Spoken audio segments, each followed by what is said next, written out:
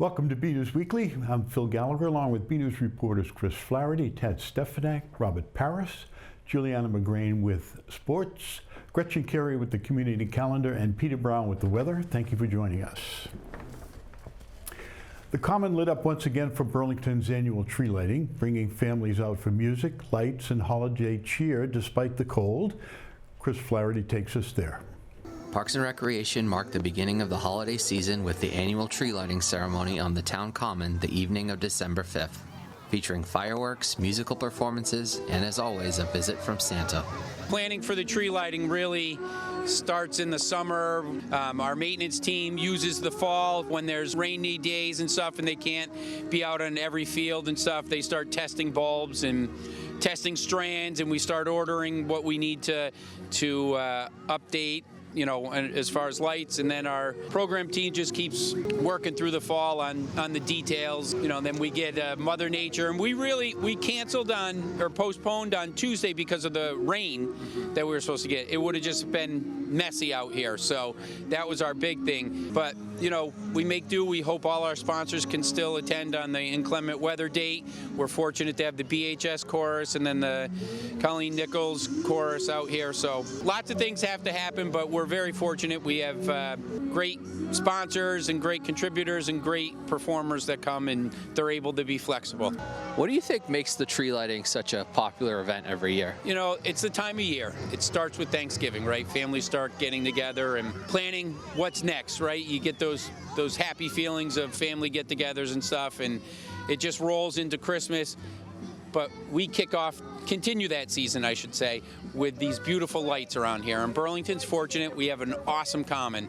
It's nice and large, and there's people out here all year long, whether they're enjoying a lunch at one of the beautiful picnic tables, or they're out here at night playing soccer, or just playing with their kids, or they're enjoying a concert or one of our activities all year long.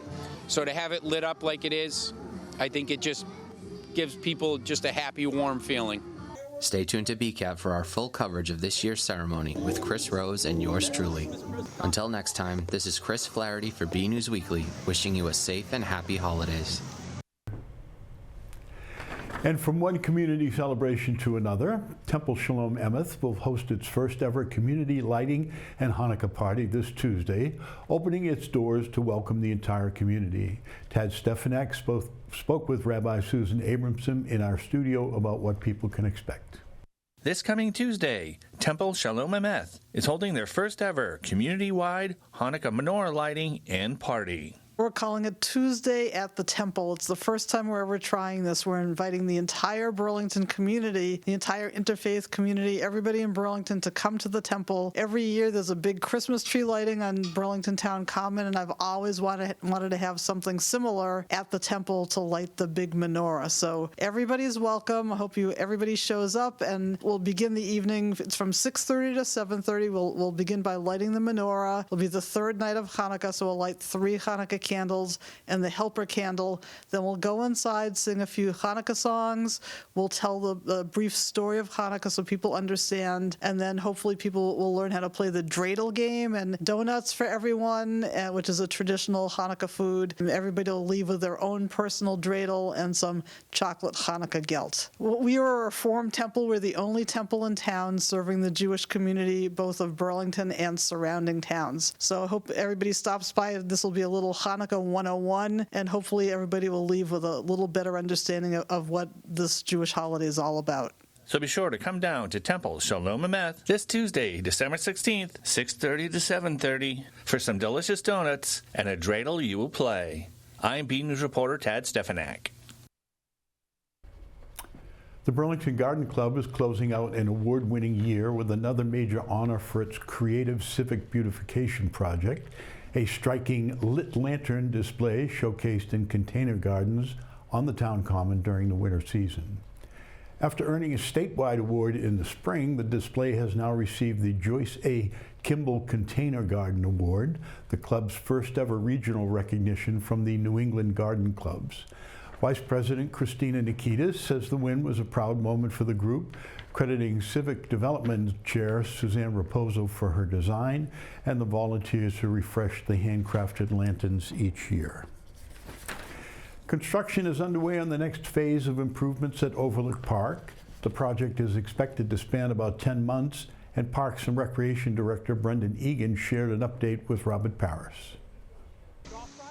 Construction is underway at Overlook Park on the new playground and accessible pathway, set to open in 2026. I headed up to the site to speak with Burlington Parks and Recreation Director Brendan Egan about the project's groundbreaking. A lot of action going on behind me. We're clearing some trees for the new road heading up the hill to the top of Overlook Park. We have foundation pads being removed from the old buildings, and then they're also clearing some trees through the woods for the accessible path. Erosion controls are up. Construction fencing's up. It's an active construction site, and we're just excited for the project to get started, and also we're very excited for the final product that will be coming out of here. The work is expected to be completed by late summer, early fall of next year. Right now, the timeline is about 10 months.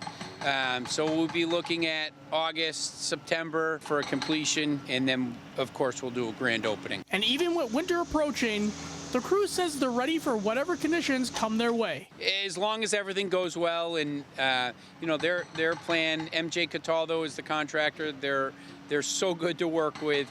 Their plan is to work through the winter. There's stuff that can be done all winter. From Overlook Park, I'm Robert Paris for BNEWS Weekly. Burlington Public Schools is teaming up with Smart Social to support families and educators with new digital safety resources. Chris Flaherty has the story.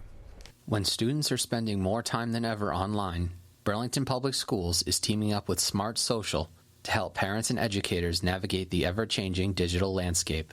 A lot of parents and school districts will say, oh, my community's a little different. But what we've found is we all have the same struggles, and kids all have the same tech that they're begging for, which leads to the same human issues of addiction, of fear of missing out, of too much screen time that leads to less sleep, bullying, and everything else that a digital device can bring to your family. A big part of the program as well is some parents bring their teens to the program before they give a new app to their kids. So you're learning about the new apps, the perils, the pros, the cons, and you're opening a rich dialogue. It's been great because they have a lot of expertise and a lot of experience. And I think they're delivering content to parents in a way that is easy to absorb. I work with kids every day and am supposed to keep up to date on all of the tools. And I think I know many of them, but they're changing so quickly. And kids are so much more adept at exploring new items that I think we needed a safe spot for parents to go to know what their kids are seeing and exploring on their cell phones. Smart Social hopes to inspire conversation between parents and kids that will lead the way to healthy digital citizenship. Something new comes up every day. There's a new app, there's a new trend, there's a new AI danger. And so that's why Smart Social tries to make it really easy for parents. If you have a rich dialogue with your kids might teach you a lot of this. We give you the dialogue starters to ask them. So we're really just there as supporters and cheerleaders of parents having that rich and honest discussion with their kids. Until next time, this is Chris Flaherty for BNEWS Weekly. The Burlington Historical Commission toured the soon-to-be-demolished police station, originally built as the Union School in 1899.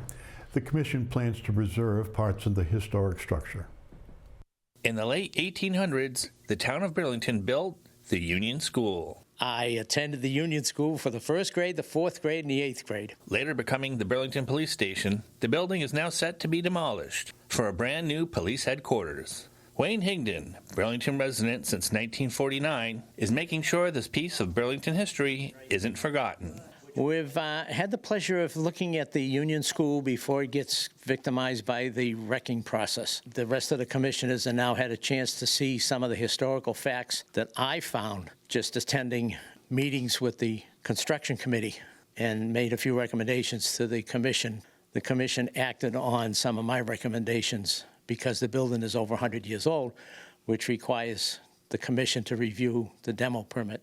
I started up in the attic and found out that there had been types of material made and used when they doubled the size of the school that by today's standards are materials that are used as trim as opposed to underlayment to roof materials. And then when we got down to the basement, there was enough rock down there that we could salvage some of those to use as historical markers for historical buildings in town, especially this location that would highlight the school and the fact that it was a police station and a lot of the other historical buildings that are part of the town's historical trail. The Burlington Historical Commission is helping to save this slice of Burlington history. From the former Union School and the Burlington Police Station, I'm BNews reporter Tad Stefanak. Shifting from Burlington's past to something a little sweeter, Retro Baker is back with a new seasonal treat. Baker Laura Sawyer Messing shows us how to make her simple and delicious holly leaf cookies. Easy to whip up, fun to decorate, and a bright festive addition to any holiday table.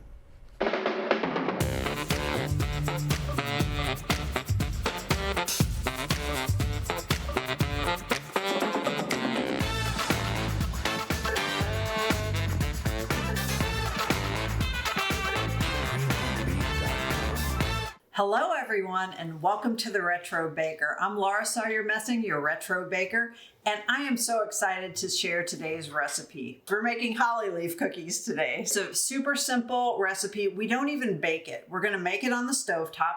It's a cereal cookie much like a Rice Krispie treat. We're gonna use 5 level cups of corn flakes. Also, we're gonna need 1 stick of margarine. We also wanna use 8 ounces of marshmallows. We're going to use some cinnamon imperials to decorate our holly leaves, and we're also going to use a teaspoon of vanilla, and we're going to use a teaspoon and a half of green food coloring. So let's go over to the stove and we can start making these. And you're going to want to use a non-stick pan. I have a silicone spatula here to kind of stir things around. It's my 8 ounces of marshmallows. All right, we're getting our marshmallow cream going here. We're going to add 1 teaspoon of vanilla and 1.5 teaspoons of green food coloring. And we're just going to get that color incorporated.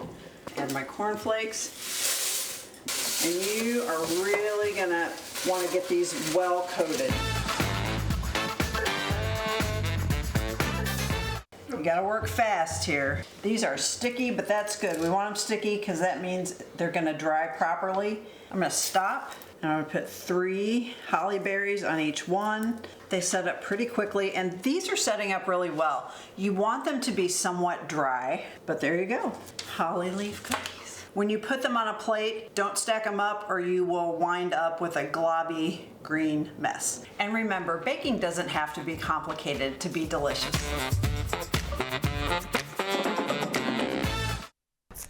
Up next, Peter Brown has our forecast right after our community calendar and a special PSA we're sharing. It was produced by a Burlington High School sophomore for his wellness class, focusing on coping with mental health stigma and supporting students who may be struggling. Hey everyone, I'm Gretchen Carey, and this is your community calendar. On December 16th from 6:30 to 7:30 p.m., Temple Shalom is having a community-wide Hanukkah menorah lighting and party. There will be donuts, chocolate gelt, and dreidels for all. Everyone is welcome, and the event is free. On December 17th, from 2 to 4 p.m., the Burlington Public Library will be showing the movie Smallfoot for children in grades K through 5. Everyone is welcome, and the event is free. Through January 1st, the Burlington Micro Gallery is making its way to the Burlington Mall. Local artist Anis Begzada will be on display. For more information, go to the following website. For more community calendar events, go to bcattv.org, burlingtonpubliclibrary.org, and burlingtonrecreation.org. I'm Gretchen Carey, and that was your community calendar. Hello Burlington, my name is Danny Bernal and I am a sophomore at Burlington High School. I'm here to talk about mental discrimination for students in grades 5th through 8th. Students in these grades are more likely to start noticing symptoms of a mental disorder or condition. Therefore, I am here to talk about shameful and disgraceful thoughts and words that may come with mental health disorders. A new word to learn is stigma. which is a mark of disgrace that is associated with a certain circumstance. Our circumstance here is mental health and the stigma that comes with it.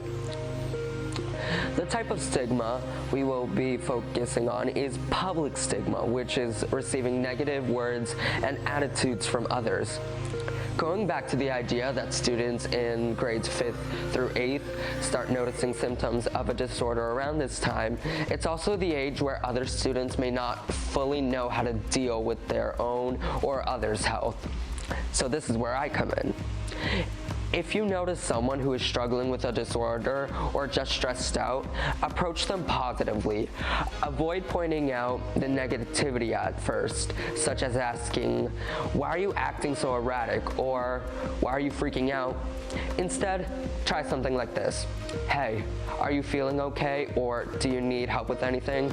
Let's take a look at some examples. In this example, you see a student here who is having a mental breakdown, and other students around her are responding negatively by pointing. This is a great example of stigma. And now take a look at this example. In this example, you see someone helping out someone who may be struggling. Now, this is a positive response. Students, try doing this when you see someone having a mental episode or breakdown. You are old enough now to realize when someone is okay and when someone is struggling. Just remember, avoid stigma and be a good, supportive friend. I am Danny, and thank you for listening.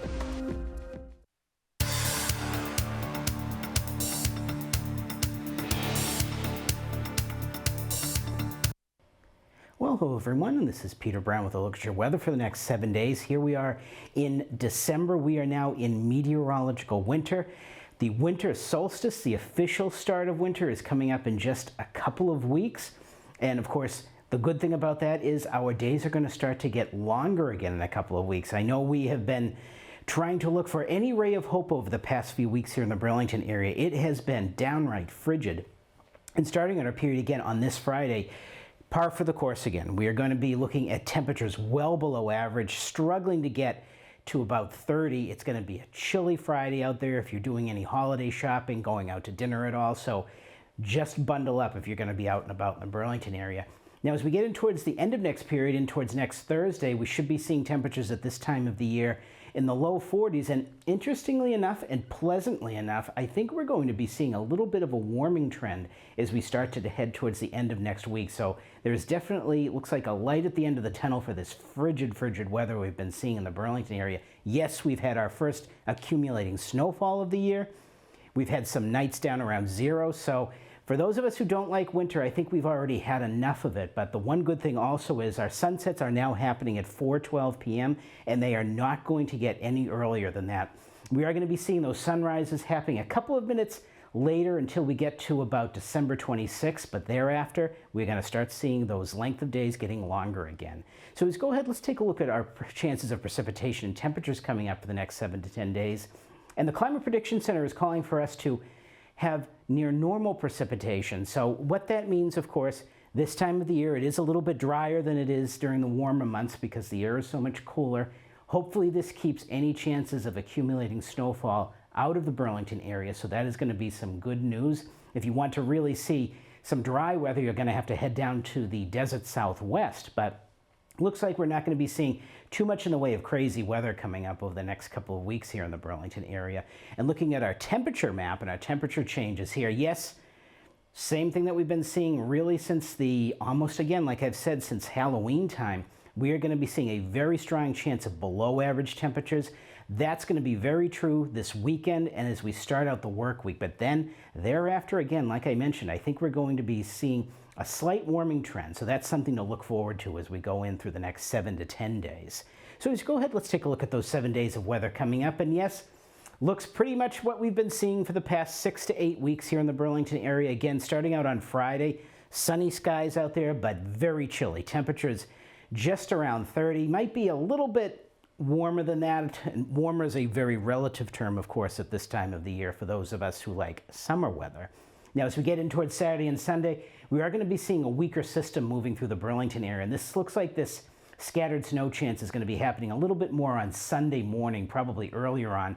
Again, pretty chilly, about 10 degrees cooler than average. Temperatures staying in the low 30s. And then an Arctic blast once more is going to come in for us Monday and Tuesday. Monday is going to be just downright frigid. It is going to be in the low 20s. We're going to see those mornings starting out in the single digits, probably down around 0 again. I wouldn't be surprised. As we get in towards Wednesday and Thursday, it looks like we're going to be seeing another weak system coming through. And this is actually going to be a warm front moving through our area, interestingly enough, and that could bring the chance of some scattered snow showers on Wednesday and Thursday, as hopefully we're trying to get some warmer air in here for the holiday weeks coming up.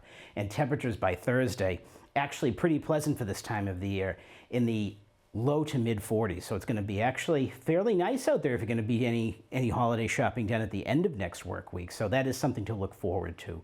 So everyone, get out there, enjoy the weather, and have a great week.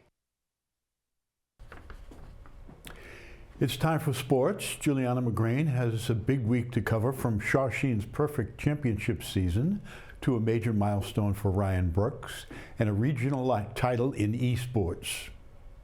Hello everyone and welcome back to your weekly BHS Sports Report. I am your host, Juliana McGrain, and let's get into the news for this week.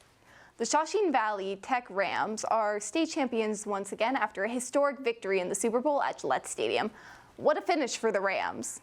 It was a huge rematch at Gillette Stadium as the Division V state championship took place, with a rematch of the Shawsheen Valley Tech Rams and the Foxborough Warriors. Right out of the gate, the Rams set the tone. Senior wide receiver Dylan Pratt struck first with a 77-yard touchdown to make it 6-0.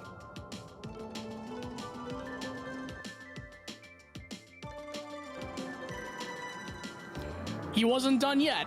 Pratt broke loose again on the next possession, this time for a 51-yard score, pushing the lead 12-0. Senior running back Jake Banda powered in for the 2-point conversion, extending the advantage to 14-0. Foxborough responded with a touchdown of their own, cutting the deficit 14-7, but that's as close as they would get. The Rams defense locked in for the rest of the night, keeping the Warriors out of the end zone and sealing the victory. And for the first time in school history, Shawsheen Valley Tech is now a back-to-back Division V state champion. A big congratulations to Coach Al Constabile and his outstanding group of athletes. Ryan Brooks is officially heading to Marist next year as a Red Fox. A special signing ceremony was held this week at BHS, and BNEWS sports reporter Robert Paris takes us inside the celebration.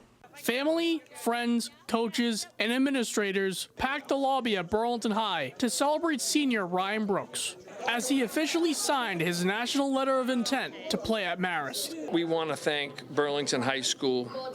The staff, the teachers, the coaches have been a big impact on his life. When this all began, the 9th grade, we were doing lots of visits to private schools. Many of the private schools told us that we'd have no chance of playing Division I football playing in this public school. Ryan made the commitment to stay here at Burlington, and he made it to play Division I football at Marist University. We could not be more prouder of what this kid has done in his career. He's a phenomenal athlete in all areas. Brooks will be going from a Red Devil to a Red Fox next fall. When we went there, immediately we felt the connection. And with that being said, they kept talking about education. Education was number one in our book, and it was number one in their book. That's why he's going there, because he's got good grades. He's on the honor roll. And number two, they said, we will know your grades before you do. They have the tutor right next to the office. So we are very excited to become from a Red Devil to a Red Fox. This season, Brooks made a big transition for Burlington. Normally a wide receiver, he shifted to running back under first-year head coach Greg Sheridan. But he'll return to his natural spot at wide receiver in college. It was the best thing that's ever happened. Obviously, he had a phenomenal year with 19 touchdowns, 1,200 yards. And what we would say is it's going to help him tremendously as a receiver because of his cuts. He made so many nice cuts. So I want to thank Greg Sheridan and the football team for that move. And we'll see what happens at Marist, whether he does some running as well. The Brooks family couldn't have been more proud. surrounded by plenty of support from the Burlington community. Just to see our community come together, my sister, Carol, has been a big impact, coming to the games. And not only that, my wife is from France. People in France were watching them. People in Spain were watching. People in Florida were watching. So there were so many people around the country that followed him, that brought this positive energy of white light and his success. We are very, very thrilled and very happy.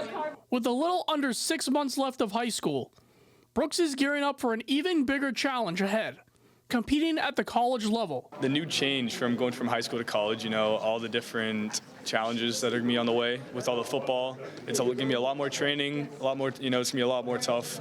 But I'm ready for all the new challenges coming the way in my life and just the college experience. From Burlington High School, I'm Robert Paris for BNEWS Sports.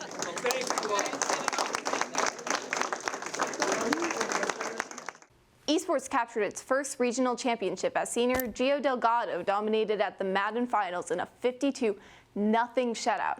BNEWS Sports caught up with head coach Leroy Wong. First major championship in esports for Burlington High School, so it's just incredibly exciting.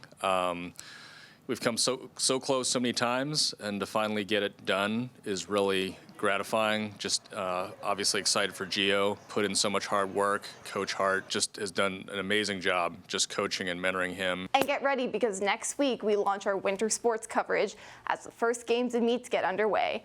That's your Red Devils Weekly Sports Report. For more, head to our sports section online and follow us on X at BNews Sports. I'm Juliana McGrain, and back to you guys in the studio. Not surprisingly, this week's Red Devil Shoutout goes to senior Ryan Brooks. Following his Division I signing at Marist, Brooks capped off a standout fall by earning Middlesex League All-Star and All-Conference honors, along with the Freedom Division MVP award. 29.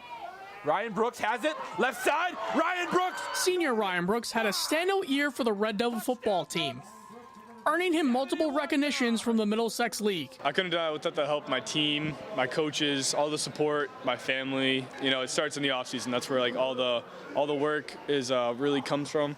All the AE work that our coaches, got for us, all the offseason lifting, the speed work, all of that. So it just really builds up, and then you just gotta put it all into work, all into play. Brooks was named an All-Star, All-Conference, and Freedom Division MVP. He had 19 touchdowns, 10 two-point conversions, and more than 1,200 rushing yards and a kick return score.